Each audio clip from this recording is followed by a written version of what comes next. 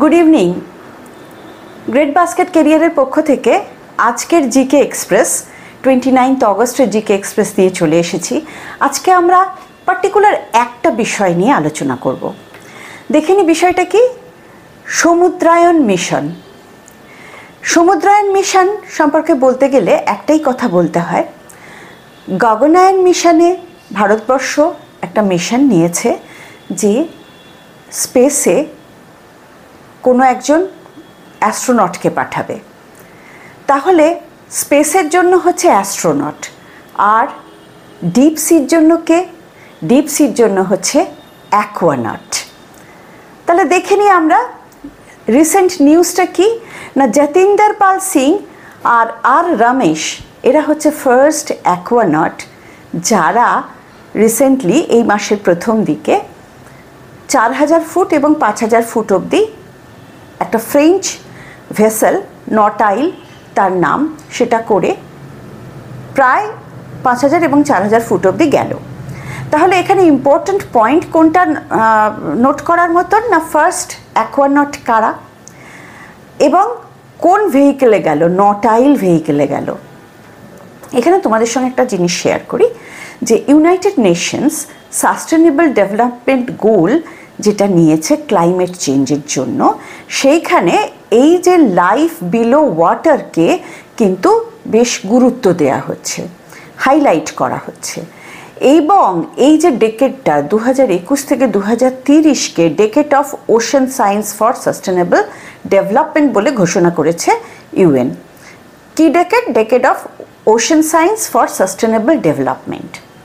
তাহলে সেই জন্য ইন্ডিয়ার কাছে এই এসডিজি 14, এটা কত নম্বর এসডিজি? এসডিজি 14। এই এসডিজি 14টা অ্যাচিভ করা ভীষণ ইম্পর্ট্যান্ট। কি জন্য? কি এম? কি এম হচ্ছে ব্লু ইকোনমি, আর টার্গেট কি না, ডিপ সিতে 6000 মিটার অবধি ডাইভ করা with self propelled vehicle and manned mission by 2027। It will be manned mission. আর এখানে কি কি পয়েন্ট আমাদের মাথায় রাখতে হবে? সেলফ প্রপেলড ভেসেল, কিন্তু ম্যানড মিশন। আমাদের উদ্দেশ্য কি, এম কি না, ব্লু ইকোনমি। আচ্ছা, ব্লু ইকোনমি বলতে আমরা কি বুঝি এটা একটু দেখে নেওয়া যাক যে ব্লু ইকোনমিটা কি। ব্লু ইকোনমি, ব্লু কথাটার সঙ্গে কিন্তু ওয়াটার জড়িত আছে, কারণ জলের রং নীল। আচ্ছা, এই ব্লু ইকোনমি মানে হচ্ছে ইকোনমি থ্রু ওয়াটার। তার মধ্যে কি কি আসবে না, তার মধ্যে আসবে অবশ্যই ফিশিং তো আছেই, কোস্টাল ট্যুরিজম, মেরিন ফিশিং তো আছেই। তার সঙ্গে যেটা আমরা করব সেটা হচ্ছে আনএক্সপ্লোরড মিনারেলস, অর্থাৎ সমুদ্রের তলায় প্রচুর মিনারেলস আছে। এবং আমরা কদিন ধরে তোমাদের সঙ্গে আলোচনা করছি রেয়ার আর্থ মিনারেল, যেগুলো আমাদের ইকোনমির জন্য খুব ইম্পর্ট্যান্ট। সেই মিনারেলস কিন্তু আমাদের সি এর নিচে অনেক আছে, মেরিন মিনারেলস প্রচুর আছে, মেরিন ফুয়েলস আছে, বায়োডাইভার্সিটি আছে। এছাড়াও ক্লাইমেট চেঞ্জ, এটা তো আছেই, পলিউশন কন্ট্রোল, ক্লাইমেট চেঞ্জ, এটাও আমাদের টার্গেটের মধ্যে আছে। এছাড়াও যেটা আছে ইন্টারন্যাশনাল টেলিকমিউনিকেশন। ইন্টারন্যাশনাল টেলিকমিউনিকেশনে সমুদ্রের তলা দিয়ে কিন্তু কেবল পাতা হয়েছে। তাহলে ইন্ডিয়া যদি আজকে এই সমুদ্রায়ন মিশনটাকে সাকসেসফুল করতে পারে, তাহলে এই যে টেলিকমিউনিকেশন, ইন্টারন্যাশনাল টেলিকমিউনিকেশন, একটা দিগন্ত খুলে যাবে। এছাড়া এনার্জি, সমুদ্র থেকে প্রচুর এনার্জি, রিনিউয়েবল এনার্জি পাওয়া যেতে পারে। তারপরে হচ্ছে আমাদের ওয়াটার ক্রাইসিস মিটে যেতে পারে যদি সমুদ্রের জলকে আমরা ফ্রেশ ওয়াটারে কনভার্ট করতে পারি। এছাড়াও আছে একটা marine biology research institute, advanced marine biology research institute করা। তাহলে এই এতগুলো আমাদের টার্গেট এই একটা ব্লু ইকোনমির আন্ডারে আসছে। ইন্ডিয়ার প্রায় 11,000 কিলোমিটার কোস্ট লাইন আছে, সুতরাং ইন্ডিয়ার প্রসপেক্ট আছে। এখানে নোডাল মিনিস্ট্রি হচ্ছে মিনিস্ট্রি অফ আর্থ সায়েন্স। 2021 সালে এই স্কিমটা নেওয়া হয়েছে, এটা একটা সেন্ট্রালি স্পন্সার্ড স্কিম। এইবারে দেখে নেওয়া যাক তাহলে একটা এই সমুদ্রায়ন মিশনকে সফল করার জন্য একটা ভেসেল লাগবে। এবার ইন্ডিয়ার পজিশনটা কোথায়? না, এই সমুদ্রায়ন মিশন যদি লঞ্চ করা হয়, India will become 6th country. আগের কান্ট্রিরা কারা? ইউএস, রাশিয়া, জাপান, ফ্রান্স আর চায়না। ইন্ডিয়া হবে 6th কান্ট্রি।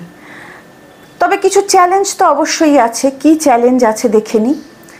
চ্যালেঞ্জ যেটা আছে সেটা হচ্ছে, প্রথম চ্যালেঞ্জ হচ্ছে ভেসেল ডেভেলপমেন্ট।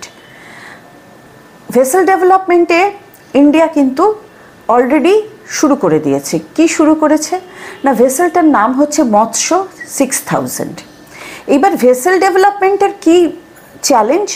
না, এখানে এই যে ডিপ সিতে যদি কোনো ভেসেল যায়, প্রথমেই বললাম এটা একটা সেলফ প্রপেলড ভেসেল হবে।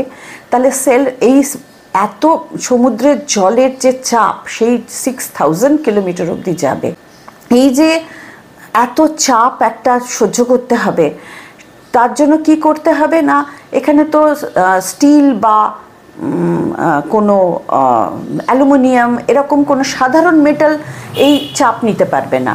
তাই জন্য এটা তৈরি করা হচ্ছে, এই মৎস্য 6000 তৈরি করা হচ্ছে টাইটানিয়াম দিয়ে। এবার টাইটানিয়াম কিন্তু একটা রেয়ার আর্থ মেটেরিয়াল। টাইটানিয়ামের মুশকিল হচ্ছে, টাইটানিয়াম আমাদের দেশে পাওয়া যায় না, এটা ইম্পোর্ট করতে হবে। এর সোর্স আমাদের খুঁজে পেতে হবে, এবং যাতে এটাকে আমরা এর একটা স্টক পাইল করতে পারি, সেটার একটা আমাদের কাছে বিশাল চ্যালেঞ্জ। এবার একটা জিনিস তোমাদের মাথায় রাখতে হবে, যে এই যে 3 জন হিউম্যান 6000 মিটার অবধি সমুদ্রের তলায় যাবে, তাদের ওই ভেসেলের মধ্যে একটা লাইফ এনভায়রনমেন্ট তৈরি করতে হবে। অর্থাৎ ওখানে অক্সিজেনের সোর্স থাকতে হবে, ফুড সোর্স থাকতে হবে, প্রপার স্যানিটেশন থাকতে হবে। এগুলো একটা চ্যালেঞ্জ। আর তার থেকেও বড় কথা, 12 ঘন্টা থেকে 96 ঘন্টা। এমনিতে 12 ঘন্টা অবধি থাকা হবে, যদি এমার্জেন্সি হয় তাহলে 96 ঘন্টা থাকার মতন করে এই ভেসেলটাকে বানানো হচ্ছে। তাহলে এখানে ওই অ্যাকোয়ানটসদের হেলথ একটা বড় ইস্যু। সেই হেলথের জন্য তারা কি ফুড খাবে? দেখা গেছে যে যারা প্রথম অ্যাকোয়ানটস গেলেন এই মাসের প্রথমে, তারা কিন্তু 24 ঘন্টা শুধু ড্রাই ফ্রুট খেয়েছিলেন। বেশি জল খাওয়া যাবে না, ঠিক মতন খাবার দাবার খেতে হবে। এই অ্যাকোয়ানটসদের হেলথ একটা প্রবলেম। আচ্ছা, ব্লাড প্রেশার বেড়ে যেতে পারে। আরেকটা হচ্ছে কমিউনিকেশন মেকানিজম। এই যে মৎস্য 6000 থেকে হেডকোয়ার্টারের সঙ্গে যোগাযোগ, এইটা একটা চ্যালেঞ্জ। এই চ্যালেঞ্জগুলোকে আমরা যদি ওভারকাম করতে পারি, তাহলে আমরা আশা করতে পারি 2027-এর মধ্যে আমাদের সমুদ্রায়ন মিশন এটা সফল হবে। আজকের জিকে এক্সপ্রেস এই পর্যন্তই। গ্রেট বাস্কেট কেরিয়ার, এখানে সবার স্বপ্ন সফল হয়। আমাদের ফার্স্ট ব্যাচ শুরু হয়ে গেছে। আমাদের ক্লাসরুম শিয়ালদা স্টেশনের খুব কাছে, মাত্র 3 মিনিটের হাঁটা পথ। আমরা ক্লাসরুমে এই টপিকগুলো নিয়ে আরও ডিটেলসে আলোচনা করি। আজকের মতন এইটুকুই। Good night.